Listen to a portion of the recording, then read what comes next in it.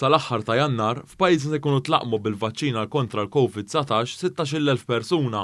Dan intqal mid-Deputat Prim Ministru Ministru għas-Saħħa Chris Fern waqt konferenza l-aħbarijiet fejn spjega il-proċess li għaddej brabta mat-tilqim. Id-Deputat Prim Ministru spjega kif sal-aħħar ta' Jannar pajjiżna se jkollu 32,000 doża ta' dan il-vaċċin, b'16,000 persuna se jkunu tlaqmu bl-ewwel doża, filwaqt li 5,000 persuna se jkunu ħadu t-tieni doża ta' dan it-tilqima. Dan ifisser li 21,000 doża se jkunu nataw liċ-ċittadini Maltin sal-aħħar ta' dan ix-xahar. Id-Deputat Prim Ministru qal kif l-ewwel ġimgħa mis-27 ta' Diċembru ingħataw madwar 1,400 doża tal-vaċċin. Sal-aħħar ta' din il-ġimgħa se jkunu nataw 4,000 doża tal-vaċċin, filwaqt li sal-ġimgħa d-dieħla se jkunu nataw b'kollox 8,200 doża tal-vaċċin kontra l-COVID-19. Waqt din il-konferenza tal-aħbarijiet, Chris Fern spjega kif bit-tilqim ta' Pfizer u Moderna sal-aħħar ta' Marzu pajjiżna se jirċievi 95,000 doża tal-vaċċin kontra l-COVID-19, filwaqt li sal-aħħar ta' Ġunju se jaslu 290,000 doża ta' dan il-vaċċin. Id-Deputat Prim Ministru semma wkoll kif sal-aħħar ta' Settembru pajjiżna se jirċievi 900,000 doża tal-vaċċin kontra l-coronavirus, filwaqt li sal-aħħar tas-sena pajjiżna se jirċievi 770,000 doża tal-vaċċin. Id-Deputat Prim Ministru Chris Fern saħaq li jekk tilqim ta' kumpaniji oħra jkunu approvati qabel min-naħa tal-Aġenzija Ewropea tal-Mediċini fosthom dak tal-AstraZeneca, dan il-proċess se jkun qed jitħaffef aktar. Fern żied jgħid kif sa Mejju se jkunu tlaqmu dawk li jaħdmu fil-qasam tas-saħħa u l-persuni vulnerabbli kollha, jiġifieri anke anzjani fil-komunità.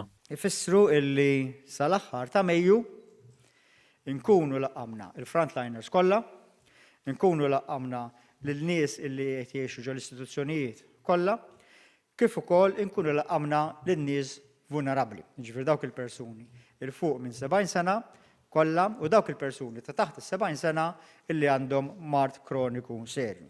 Qal kif sa Mejju il-pressjoni fuq l-isptarijiet se tkun naqset u pajjiżna jibda jieħu r-ruħ.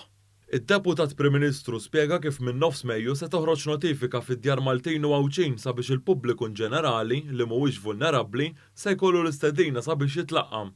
Dawn l-appuntamenti se jingħataw l-ewwel lil dawk li għandhom iżjed minn 55 sena.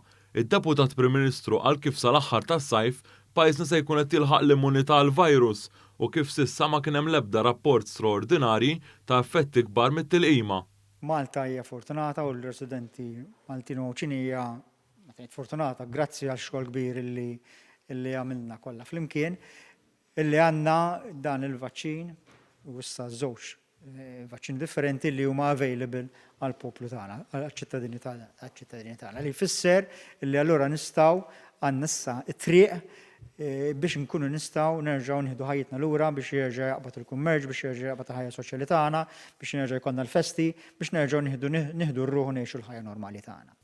Min-naħa tiegħu il-kap eżekuttiv tat-taqsima nkarigata mix-xiri tal-vaċċin spjega kif pajjiżna ħadem qatih sabiex Malta jkollha aktar minn biżżejjed għall-popolazzjoni. Sar billi Malta minn parti tal-Ministeru tas-Saħħa kif ukoll il-Gvern ċentrali ħadd ċertu passi biex illum għandna sitwazzjoni fejn Malta għandha dawn il-vaċċini li deħlin b'mod regolari.